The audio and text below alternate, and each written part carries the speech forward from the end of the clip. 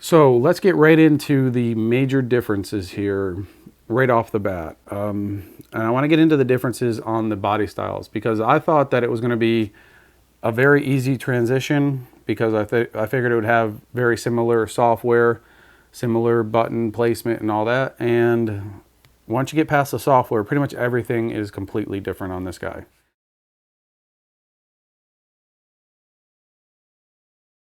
And you'll notice instantly the knobs are on the opposite side. So instantly I noticed that because I like personally to grab the T7i. I could use it with one hand. I could grab it, turn it on, adjust my modes. I could do everything one-handed. I did not need a second hand at all. That was my instant initial take on here. This is a two-hand camera. Okay, here's the on versus over here. This is the knob, and this has a locking, which is nice. So you got to push that down to turn it versus the T7i, you don't.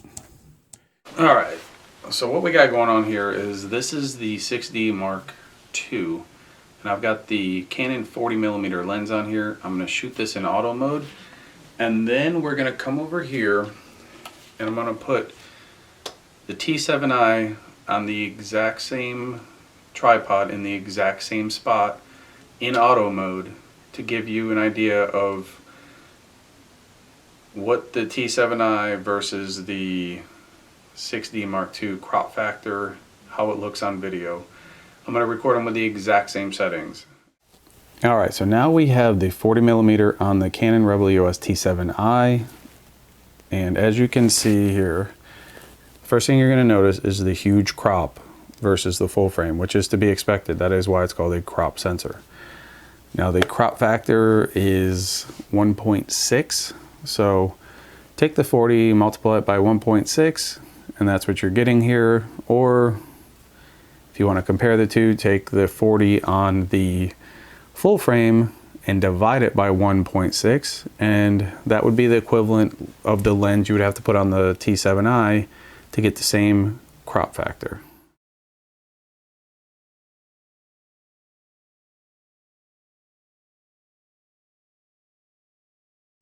Okay, so here's one of the biggest differences I noticed immediately was in the ISO settings.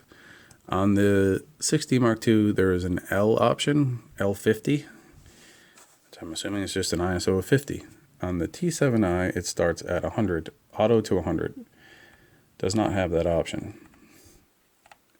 Now that's not a huge difference, but it is a difference, and that's what I'm trying to show you here, some of the differences. Setup, now I'm using the Canon 85mm. So let me grab something here. Oh, here. So that's the 85mm. This is the T7i. Let's see if you notice any differences here in the image quality. Alright, so again, this is the 6D Mark II in auto, 60 frames a second with the Canon 85mm, f1.8. Now let's see what we get with the T7i. Hello. Alright, now we're on the T7i again, and this is with the 85mm versus the full frame with the 85. And I have to get way down here just to get my face in here because it's so cropped in on me. So let's see what kind of detail we're pulling on the crop sensor. Now folks, I'm just doing these just to give you an idea in case you're on the fence on which way to go here, or if you see something in this video that may push you one way or the other. I can say from experience, I love the T7i, which is what I'm using right now. And I'm sure I will love the 6D Mark II.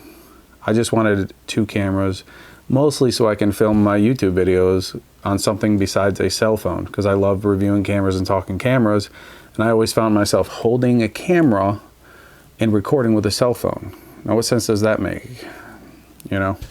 So, okay, I think you get the gist here. A lot of the lenses that I had didn't work on it, which I knew that going in, but I was a little disappointed. I thought maybe there's a way I could figure it out how to make them work, but they just don't. I mean, so any of the EFS lenses, like the 24mm, the 10 to 18mm, Basically anything that just has this little white square on it, which is a dedicated EFS symbol basically, does not work on this guy. Because there is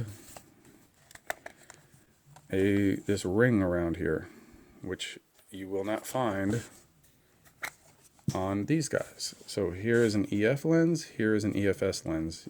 As you can see this ring, and then the sensor is smaller, so obviously this has a larger full frame sensor. It needs more open in there.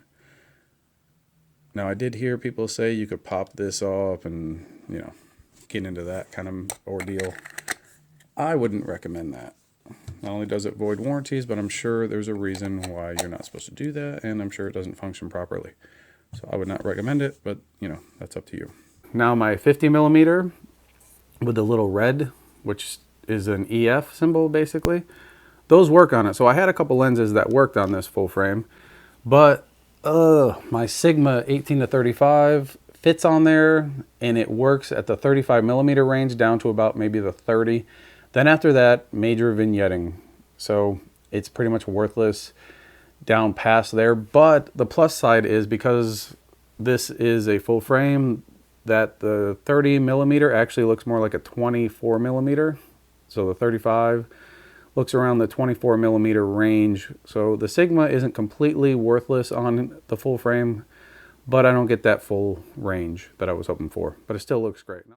And then if you look up here, the amount of options you have and the differences here. Look, here you have the autofocus, the drive mode, which is if you want to change it to continual shooting, you know, set a timer for a couple second delay, all that.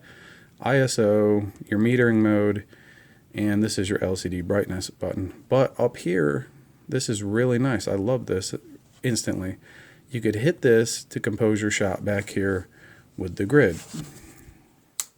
Totally different than the T7i, because on here it doesn't look like a big difference, but it's back here.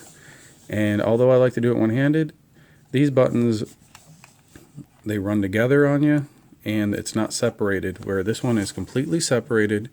You push that, and now you can come back here and you can adjust where you're going, or you can just tap this to, it's just really convenient. Very nice. So that was a huge difference I noticed right off the bat instantly when I started shooting. Now that's not a huge deterrent, but these are just subtle differences that overall change your experience when you're shooting, especially when you upgrade. There's a lot of these little tiny differences here that you'll start to notice. And another difference between these guys is that the 6D does have built-in GPS. It's not something I've used yet, but it has it. So I guess on their map software and different map softwares, it could track if you're on vacation or whatever, and kind of show you a layout of where you were and where you took the photos. All right, so another big difference here is that the 6D does not have a built-in flash. So if you want to take any flash photography, you are going to need to get an external light source, which I'm assuming is not that big of a deal for full frame cameras, because I think I'm guessing not a lot of them come with the flash, but that is definitely something that I noticed pretty quickly when I went to initiate the flash and realized it didn't have one. So there's another big difference between the two. All right, so should you go out and scrap your T7i? Absolutely not. That's an excellent camera. Fantastic, as a matter of fact. I love it. In fact, when my T7i stops working completely, I may take all the components out of it and turn it into a Christmas ornament. That's how much I love that camera, and I'm not kidding. I absolutely love that camera. It'll be a sad day when that camera stops working. But, you know, natural progression, you're going to try new things, you're going to try new cameras. I went with the 6D Mark II. So, hopefully that gives you guys an idea if you're interested in the 6D Mark II, if you're kind of torn between them, or if you're just curious. I don't know. These are all the things that I wanted to know, so that's why I bought this camera. And it was kind of a toss-up between this and the EOS R, but for like a $1,300 to $1,400 swing or even more, this was an easy decision. So I'm sure someday I will go that route, or if that price needs to drop. I'm sorry, but it just does. I don't see it as that much better to justify that kind of, that much more money. I don't know. But anyways, as always, guys, happy holidays. Be safe out there, and stay tuned for more videos and subscribe. All right, guys, thank you so much, and we will see you soon.